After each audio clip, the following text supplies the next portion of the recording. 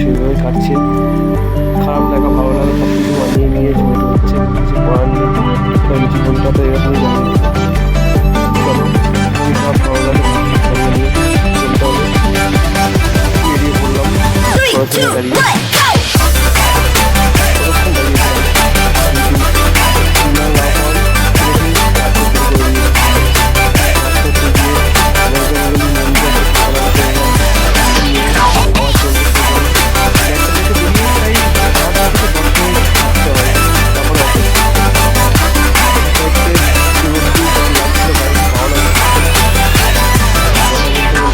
ছিল ওর সাথে একটু কথা বলতে বলতে হাঁটতে হাঁটতে চলে এলাম।